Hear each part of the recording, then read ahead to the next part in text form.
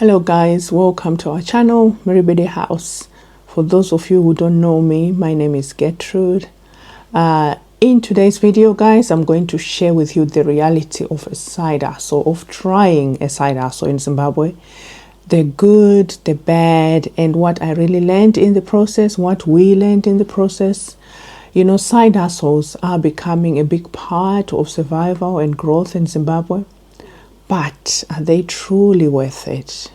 Let's find out. As many of you know, we are on a journey of building our first dream house in Zimbabwe. And side hustles, as we've discovered, are one of the ways to make progress, guys. So this video is all about the lessons, the challenges and truths we discovered while exploring side hustles.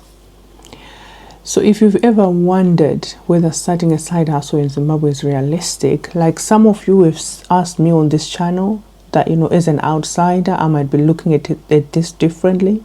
So if you're one of those people who have ever wondered whether starting a side hustle in Zimbabwe is realistic, it's sustainable, or even profitable, this breakdown I'm going to give you guys today will give you an insight, hopefully give you an insight of what you can actually use. So guys, I'm going to be using my notes because I thought, let me write these things down because I don't want to miss anything out from what we learned along the process.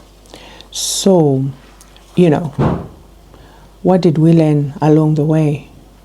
One major thing we learned was don't be scared to be uncomfortable, or don't be too comfortable. Yeah.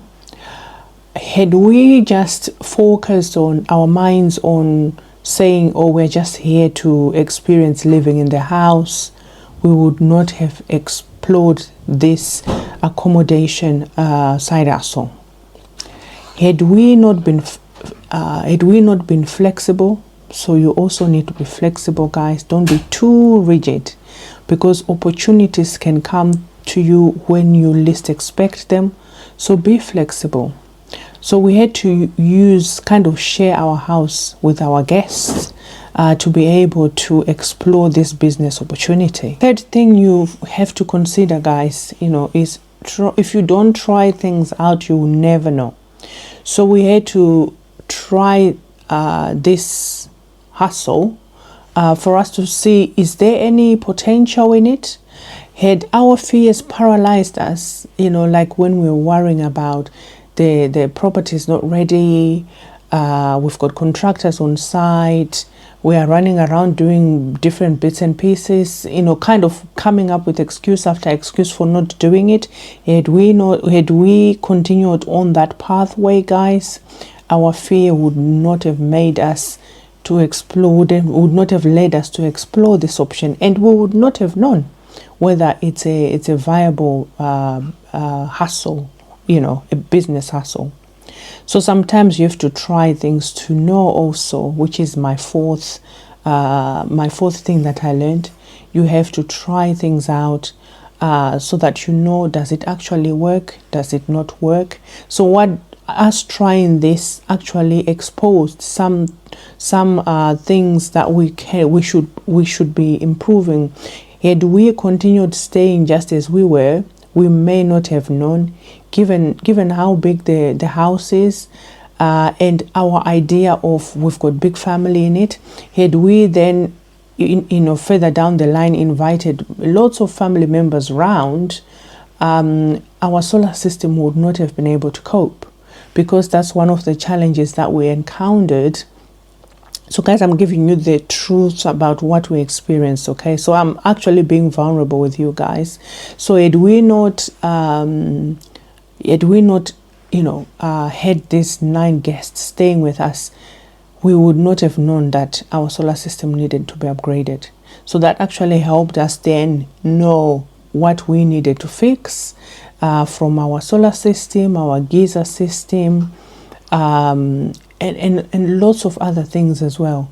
I can give you an example of something as simple as in winter, when it's so cold and the sun takes ages to come out. It means when you've got solar geysers, they are not going to be as hot. And that means if you've got too many people within the property, someone is bound to bath with cold water. So it actually showed us that during winter time we need to make sure we've got enough gas supply so that people can warm their water, or if you want to go cheaper, to save money, you can use firewood and do it like that, because the water may not necessarily be too hot, because it relies on solar. So that's one other thing. So our solar system, from this we were able to upgrade our solar system, and I will share with you in another video, guys. So it also highlighted that gadgets such as kettles or elements are not very compatible with solar system. The solar system that we have, it would drain a lot of the power. So then that means you're on the edge, then kind of checking, are we still okay? Is the power going to go or not? Because we are completely off grid at the moment. So it helped us to track what was happening, how much power we were using, and how much we need to be able to know what we need to do in future. So that means you have to keep a check on your battery system. And another thing we also learned as well, from this process, that you need to have adequate working bathing facilities. So our site was still our house. There were still things going.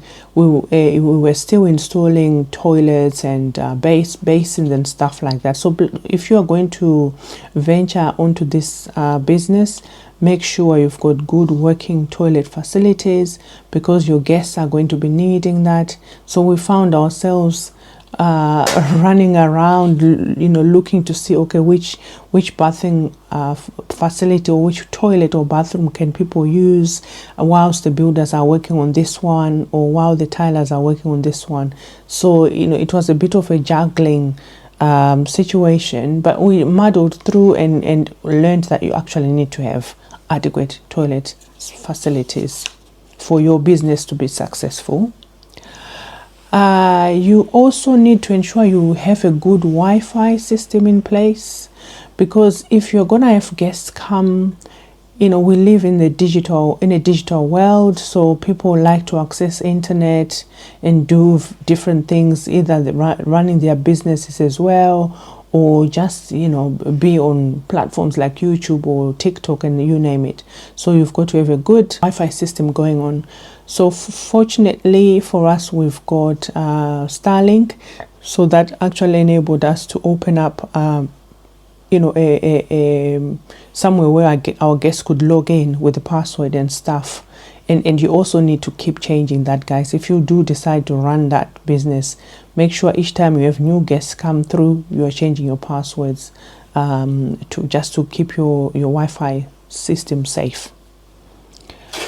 One other thing you might need to consider that we learned along the process, you need to have a cleaner, someone who cleans after your guests, not necessarily every day, because this was a student accommodation model, but once a week at least, for them to do thorough cleaning, to try and maintain your house, so that things are kept clean and they are not, and also as part of maintenance as well. So because we found ourselves running around, cleaning, sweeping, mopping, you name it, we did it. That's also the part of being flexible as well, guys.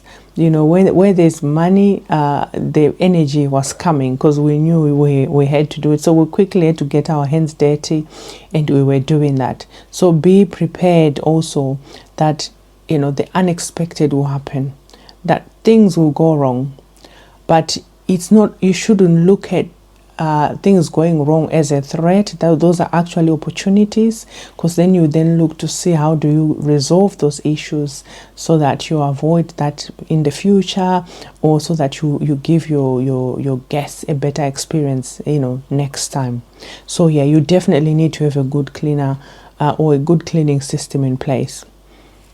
One thing also that we learned was we needed to have check-in times when people can, you know, for future reference, where when people should turn up. You set a check-in time, just as you would when you go to a hotel. You set up a check-in and check-out time so that you are ready. You are not caught unawares, you know. So whether you set a time that is comfortable for you, that you know if people move out today, let's say on a Friday, by Saturday, if you are getting new guests checking in, you know, if they're checking in at 12, then everything should be ready. Those who have checked out should have checked out like 3 o'clock or 4 p.m, whatever works for you. So you've got to have good systems in place. And I know, guys, there's still a lot more to learn with this. We've not perfected it yet, but these are some of the things that might also help you should you consider going on the same pathway like we did. So another thing to consider is having a checklist of potential issues and how to increase security. So look to see what threats might be there within your business that you're doing. If it's accommodation, look at what potential threats might be there in terms of security and what you need to put in place. And be prepared, like I said, because business is not for the faint-hearted. So if you've enjoyed this video, guys, don't forget to like, share, subscribe, especially on the sharing part, guys. Share with someone who might be thinking of starting a side hustle in Zimbabwe. It might help them to know what sort of things to think about. Comment below in the comment section, guys. Let me know what's the most unexpected hustle you've seen in Zimbabwe. I would love to hear your stories. It's goodbye from me for now.